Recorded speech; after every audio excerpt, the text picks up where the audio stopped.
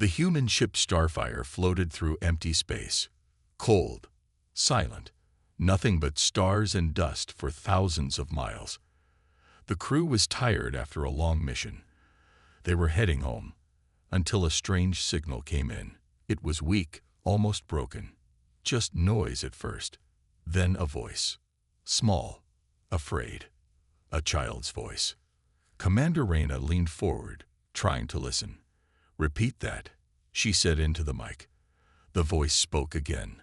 A few soft words in an alien language. Then silence. The signal died. The humans looked at each other. It didn't sound like a trap. It sounded like someone in trouble. Reyna gave the order. "Find the source. We're changing course." The ship turned and flew toward the signal. Soon, they found it. A small escape pod, floating alone in the black. It was spinning slowly. Damaged. Burn marks all over the surface. No name. No flag. No sign of what ship it came from. But life signs were inside. As the Starfire got closer, the crew saw something strange. Several alien ships were nearby, but none of them moved to help. Instead, one by one, they turned and jumped away into hyperspace, like they didn't want to get close. "Why are they running?" said Lieutenant Marco, checking the radar. Reyna frowned. "I don't know, but we're not leaving that pod behind." They brought the pod into their docking bay. The door was stuck, burned shut. It took 2 engineers to cut it open. When it finally hissed open, the crew stepped back. Inside, they found her. She was small, no older than 10 by human standards. Thin arms, pale blue skin, glowing silver eyes. Her clothes were torn. Her hands shook. She looked up at the humans, scared, but didn't move, didn't speak. Carter, the medic, stepped forward slowly. "Hey there," he said in a soft voice. "We're not gonna hurt you." The girl didn't answer. She just stared, quiet, like she was waiting for something bad to happen. They brought her to the medbay. She didn't resist, but she also didn't speak. Not a word. The scans showed she was healthy, but her heart was beating too fast. Terrified. She had no ID, no translator, nothing that told them where she came from. Reyna stood by the bed, arms crossed. "Why would the other aliens leave her?" she asked. No one had an answer. Later that night, the girl sat alone in the medical room. She stared out the window at the stars. The crew took turns watching over her. They tried to feed her, talk to her, comfort her, but she stayed quiet, always watching, always scared. Then the lights flickered, not just in the medbay, all over the ship. The engines stuttered, the screens glitched, and then, just like that, it all stopped. "Power drop?" asked Marco, checking the systems. "Everything's normal again," said the engineer. "It's like nothing happened." Carter checked the medbay. The girl was sitting in the same spot, still quiet, still scared, but now her hands were glowing faintly. Blue light, soft like moonlight, flowed from her skin. "What are you?" Carter whispered, kneeling down beside her. The girl looked at him. Her lips moved. Just one word. Soft. Sad. Not in any known language. The ship's lights flickered again. This time, for longer. By morning, the crew gathered in the command room. Some were nervous. "She could be dangerous," said one officer. "Maybe that's why the others ran." "But she's just a kid," Carter said. "She's scared. Alone. You saw her eyes. She's not a threat." Reyna said nothing for a long moment. Then she looked at the stars. "We took her in. She's our responsibility now." More ships came into the system that day. Alien patrols. Some of them saw the Starfire and left. Others sent warnings. "Stay away. Don't protect the girl. She's marked." The humans were confused. Why were so many species afraid of a child? In the night, Carter sat by her bed. He told her stories. Stories from Earth. about animals and music and places with trees. The girl didn't speak, but she started to listen. Her eyes followed his hands when he talked. Her breathing slowed. She wasn't sleeping, but she wasn't shaking anymore. And outside, deep in the darkness, something was watching the starfire. Something old. Something big. It waited. Quiet. Patient. Like a hunter. And when it saw the humans take the girl in, it turned toward them. The starfire didn't know it yet, but this was only the beginning. Night on the starfire was quiet. The engines hummed softly. The stars outside looked calm and still. But inside the ship, no one really slept well anymore. The girl was different. The crew could feel it. Not bad, just strange. Something about her made the air feel heavier. Some stayed away from her. Others watched her with quiet fear. But Carter stayed by her side every night. He brought her food, told her stories, played soft music, and sometimes just sat in silence. The girl didn't speak, but she started to respond. A small nod, a blink, a slow turn of her head. It was something. One night, Carter left the medbay to get water. When he came back, the room was dark. Power out. The emergency lights were off too. He stepped in slowly. Xira, he called. That was the name she had written with her finger on the glass wall.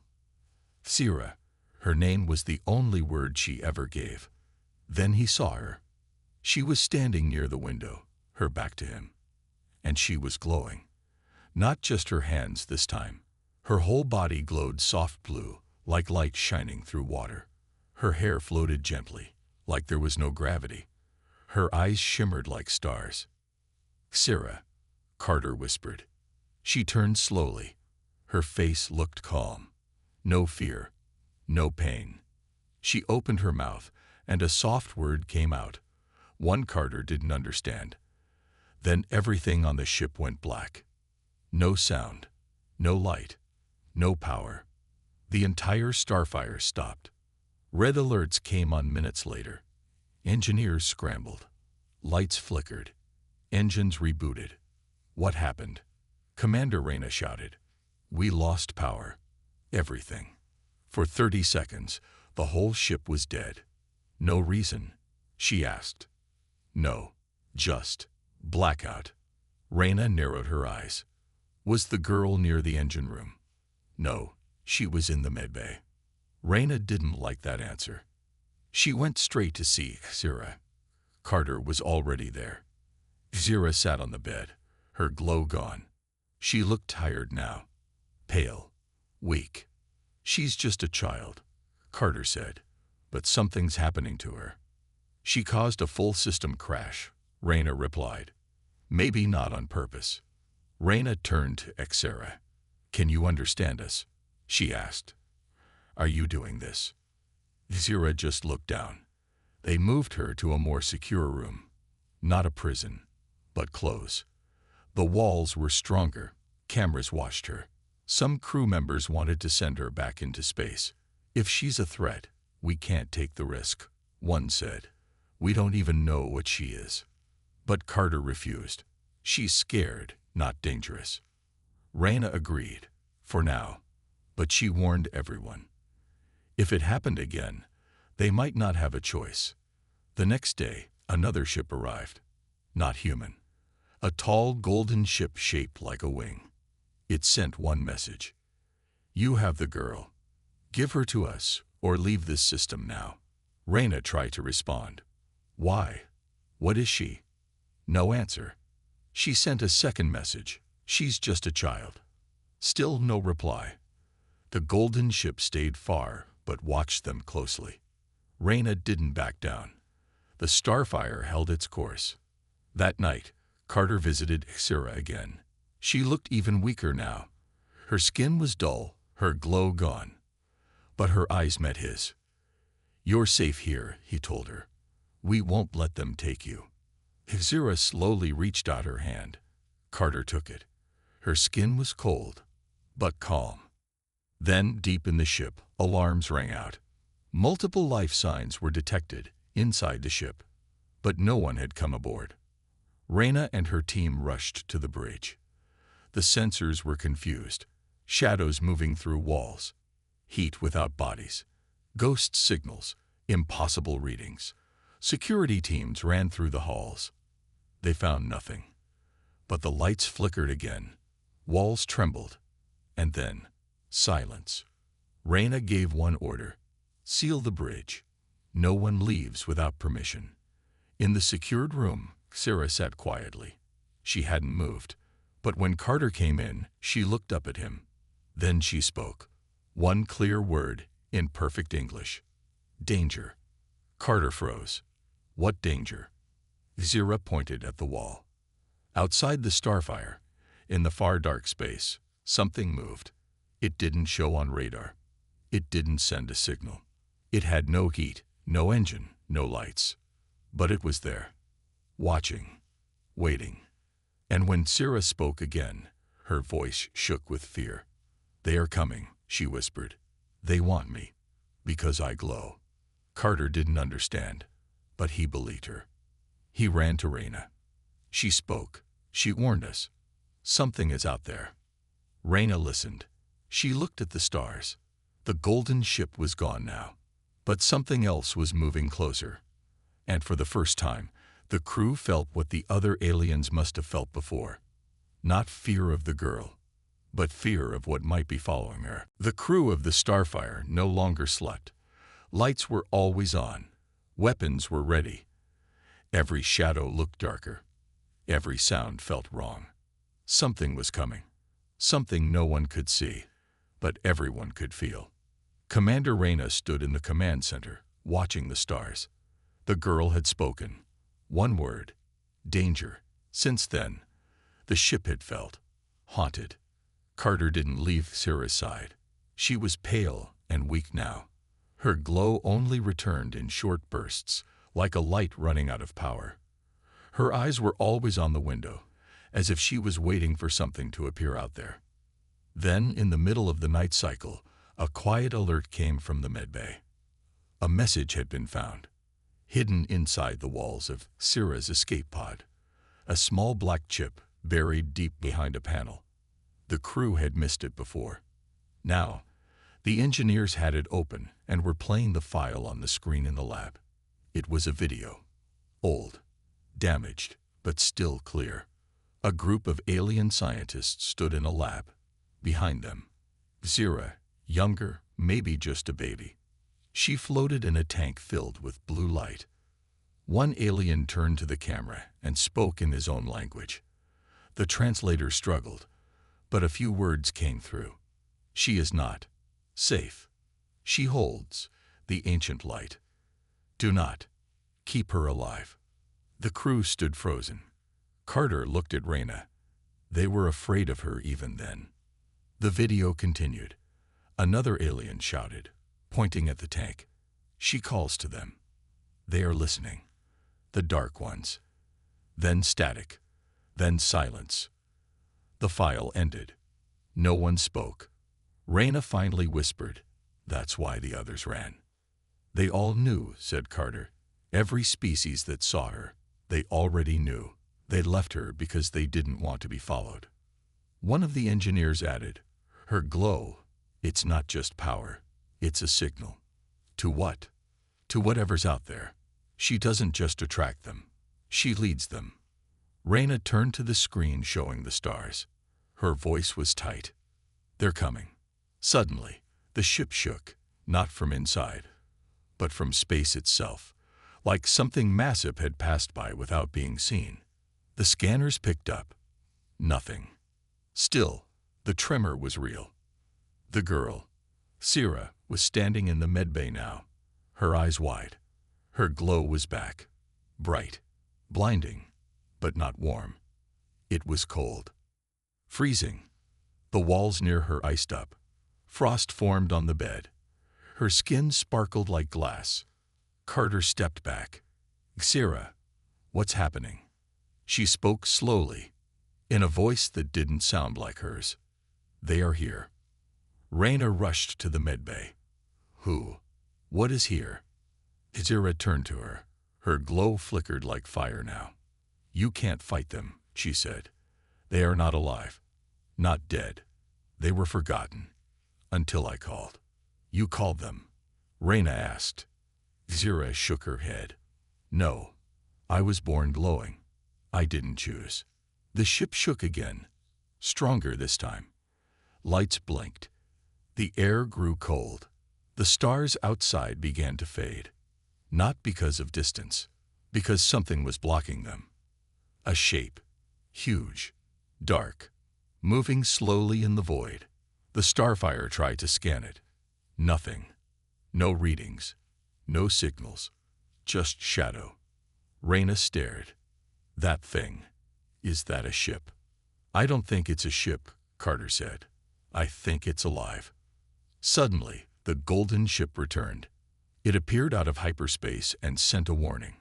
"Release the girl. Send her into space. Do it now, or you all die." Reyna refused. "She's not the enemy," she said. "She's just a child." But the alien message replied coldly. "She's not a child. She's a beacon." The crew watched helplessly as the dark shape moved closer. It didn't fire weapons. It didn't speak. But wherever it passed, other stars faded, like it ate the light. Zira sat quietly again. Her glow faded now, her voice small. "I didn't ask for this." Carter held her hand. "We'll protect you." Zira looked up. "You can't. No one can. But maybe I can stop them. If I leave." Reyna looked at her. "What do you mean?" "I was born from light and shadow. They want me because I don't belong. If I go with them, maybe they'll stop." Reyna shook her head. "We're not giving you up." Zira didn't smile, but her eyes softened. "I won't let you die because of me." Outside, the darkness pressed closer. And then, from the shadows, thin shapes began to move. Not ships, not creatures, something in between. And they were reaching out. The Starfire was no longer just a ship. It felt like a cage. A small box of light surrounded by darkness that moved and breathed. Outside, the dark shapes came closer. Tall, thin, like shadows with long arms and no faces. They didn't fly like ships. They floated like ghosts. The crew watched in silence. The scanners couldn't see them. The weapons couldn't lock onto them. But everyone felt them. A cold pressure in the chest, a buzzing in the ears. Some crew members started shaking without knowing why. Reyna stood on the bridge, eyes fixed on the main screen. "How many are there?" Marco whispered, "Too many." Down in the medbay, Zira sat alone. She no longer glowed. She looked small again, like a child. But she was breathing fast. Her eyes were wide. She could feel them too. They were calling to her, without words, a pull deep inside her chest, like a whisper in her bones. Carter came in and closed the door behind him. "They're here, aren't they?" Zira nodded slowly. "They are always near, but now they're awake." Carter knelt down. "Tell me who they are." "They're not from any world," she said softly. "They were before light, before time. My people found a piece of them. A piece of the dark. They used it to make me." Carter blinked. "You were made." Zira looked at her hands. "I was born, but not natural. I am part of the light, and part of them."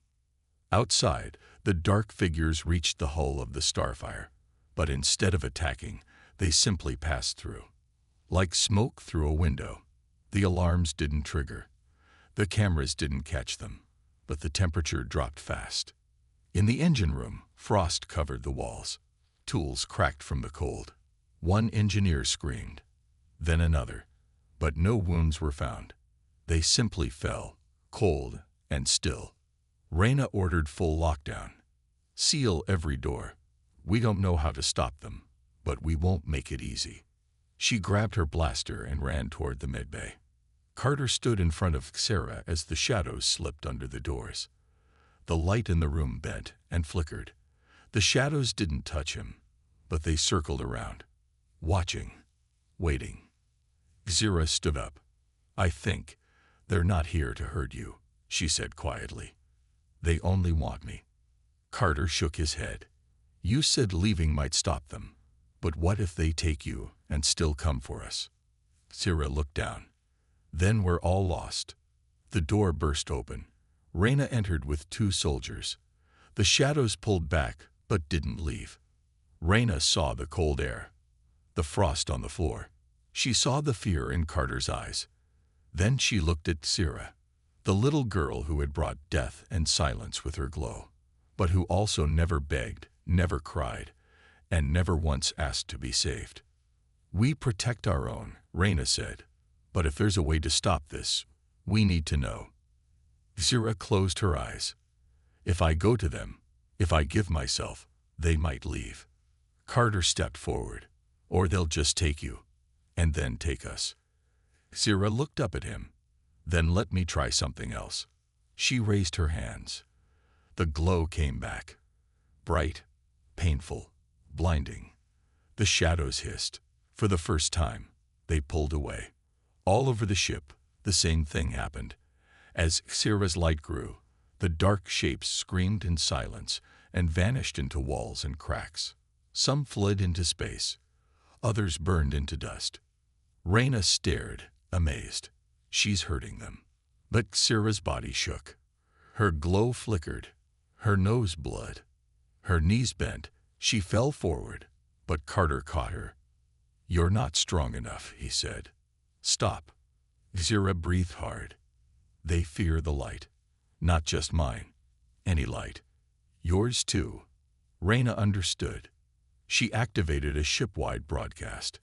This is Commander Reyna. All crew, turn on every emergency light, flare, anything bright. We fight with light. The crew followed the order. Every hallway, every room, every corner lit up. White light, red beacons, fire from torches. Even plasma tools were used. The dark screamed again. And this time, they truly ran. Back into space, back into silence. The ship warmed. The pressure lifted. The buzzing in their heads faded. The Starfire floated alone again. Sierra lay in bed, weak and nearly unconscious. Carter held her hand. Reyna stood nearby. We beat them, Carter said. Sierra opened her eyes. No, we only survived.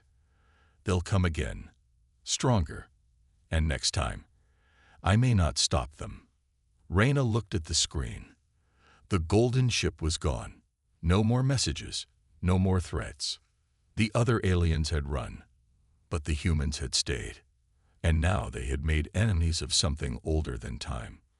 But they had also earned something else. Sierra looked at Reyna and whispered, no one ever stayed before. Reyna replied, we're human. We don't leave anyone behind. And far away, deep in the dark, the Watchers remembered. The crew of the Starfire had survived, but the fear never left. Every shadow still looked too deep. Every silence felt too long. The dark creatures had fled, but they weren't gone. Everyone knew they would return. Sierra was still weak. Her glow barely lit her skin now. She stayed in the medbay, watched by Carter and the doctor. Sometimes she spoke, but her words were soft and slow. Her body wasn't just tired, it was breaking. She's using energy faster than she can recover it, the doctor told Reyna. Her light is keeping them away, but it's killing her. Reyna stood beside Carter, watching Sarah sleep. Then we need to find a way to protect her before she's gone. Outside, the golden ship returned, but this time it didn't come close. It hovered at a distance and sent no message. Reyna tried hailing it. No reply. Then a message appeared on their screens, not from the golden ship, but from an unknown source. It was just one line. The war has started. Carter stared at the words. What war? Before anyone could answer, the Starfire was hit. No weapons fired, no sound, but something slammed into the ship. A wave of cold, like space itself, had struck them. Lights went out. Gravity flickered. Doors jammed. The dark creatures had returned, but this time, they didn't come quietly. They poured into the ship like black smoke with claws. They weren't afraid of Sarah anymore. They wanted her, and they wanted revenge. Reyna gave one command: protect the girl, at all costs. The crew fought hard. They used light, fire, even energy flares from the engines. But the shadows were learning. They moved faster now, smarter. They avoided light and attacked from behind, from walls, from inside vents. Zira woke up in the middle of the chaos. She sat up and gasped. They've changed. They touched me. Now they carry my light. Carter helped her stand. What do you mean? They're no longer pure dark. They can survive some light now. My glow gave them strength. Carter's eyes widened. You didn't just call them. You changed them. Zira nodded. And now they want to take the rest. Reyna entered the med bay, bruised but alive. We're losing crew. They're inside every system, if we don't stop them soon. Zira took a deep breath. I need to go to the core. The engine core, Reyna asked. Zira nodded. It has light, power. If I merge with it, I can push them back. Maybe for good. Carter stepped forward. You'll die. I'll burn out, Zira said calmly. But they will too. Reyna hesitated. There has to be another way. There isn't, Zira said. This isn't just about me anymore. If they survive, they'll spread. Every world, every star. Gone. Carter clenched his fists. Then we go together. The three of them moved through the ship. Shadows followed them, but Zira's soft glow pushed them back just enough. Lights flickered as they passed. The crew cleared the way, holding off the dark as best they could. When they reached the core, it was already under attack.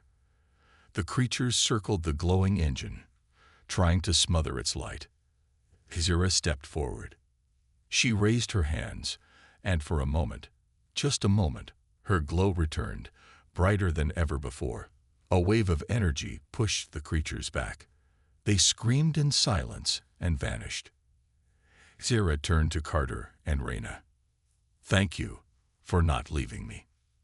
Then she walked into the core room and shut the door behind her. Carter pounded on the glass. No, don't do this. But Zira only smiled. And then she let go. The core flared bright, blinding white. The ship trembled. Alarms rang. And then a wave of pure light exploded from the center of the ship, pushing out through every hallway, every room. The shadows screamed and vanished. All of them. The golden ship turned and fled. And the starfire floated alone again. The lights faded slowly. The ship stopped shaking. And silence returned. Reyna and Carter opened the core room. Zira was gone. Only a faint glow remained, floating in the air, like dust from a star. Carter fell to his knees. She saved us. Reyna nodded. She saved more than just us. Later, they found something strange in the medbay. A small crystal, glowing softly, warm to the touch. Carter kept it. He didn't know what it was, but it felt like her. And far across the stars, other human ships received strange signals. Not words, not images, just light. And the dark that had once moved freely began to run, because humans didn't fear the dark anymore. They had learned how to fight with light, and they had been changed by a girl who glowed. The starfire floated in space, silent and scared. The battle was over. The dark had been pushed back, but the crew was still shaken. Many were lost. The halls were quiet. The lights stayed on all the time. No one wanted darkness anymore. Carter sat alone in the medbay. He held the crystal in his hands, the one left behind after Zira vanished. It was small, warm, and glowed softly like a piece of her was still there. He hadn't spoken much since the light wave. He just stayed there, watching the crystal, hoping it would say something. Move, glow brighter, anything. One night, It did. The crystal suddenly floated into the air. It pulsed once, then again. A beam of soft light shot out and painted the wall. A shape appeared. Xira. Not real, but a recording. A message. Carter's heart jumped. He stood up slowly. Xira's image spoke. If you're watching this, I'm gone. Carter took a shaky breath. Reyna and the rest of the crew were called in. They stood around the glowing figure in silence. I was made to be a weapon. A key. A beacon, Xira's voice said. But with you, I learned to be something else. Something the dark couldn't touch. Reyna crossed her arms, blinking back tears. Xira's eyes turned toward her. You stayed, when others ran. You taught me that staying means something. That light isn't just power, it's choice. The image showed flashes of what Xira had seen. Her escape pod falling, the crew finding her, the golden ship's threats, the dark ones creeping closer. I couldn't stop them forever, her voice continued. But I could give you time. And maybe a way to fight back. The crystal glowed brighter. A second beam hit a screen on the wall. Files appeared. Codes. Maps. The system no one recognized. What is that? Reyna asked. It's where I came from, Xira's message said. The lab where they made me. Where the dark was first touched. You need to go there. You need to stop it from happening again. Carter stared at the map. The system was far. Unknown. No human ships had ever gone that deep. Reyna stepped closer. It's a warning. Xira nodded. Yes, but also a gift. The message ended. The crystal dimmed and floated back into Carter's hands. He held it like a lost piece of her heart. Reyna turned to the crew. Set a course for the coordinates.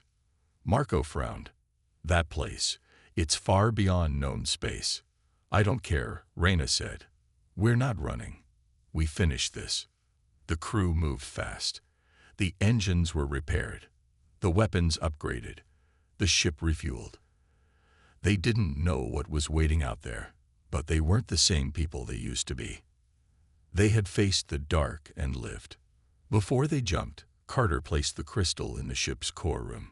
A small place was built for it, surrounded by light. Not as a weapon, but as a memory, a reminder of the girl who glowed. As the Starfire jumped to hyperspace, Carter stood by the window. He closed his eyes. He didn't hear words, but he felt something.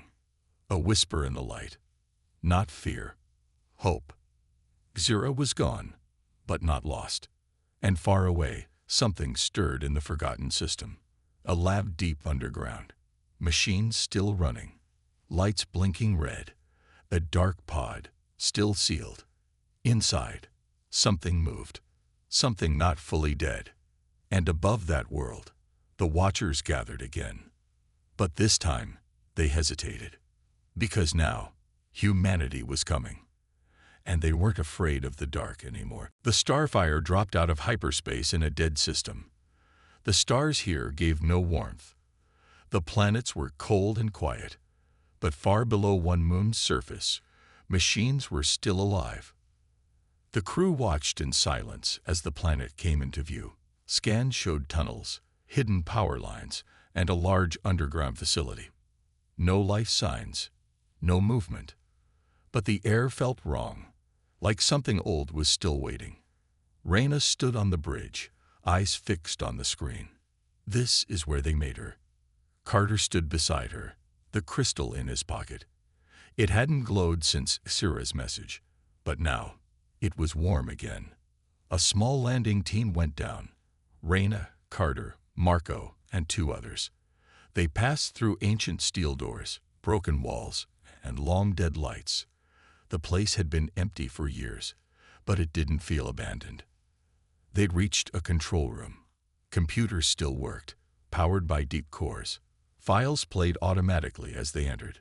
A voice echoed from the speakers, cold, proud, and inhuman. This is Lab Echo 9, Day 1264. Subject Xira shows stable fusion between dark matter and light DNA. Emotions developing. Subject unstable but shows promise as a control weapon. Carter's fists clenched.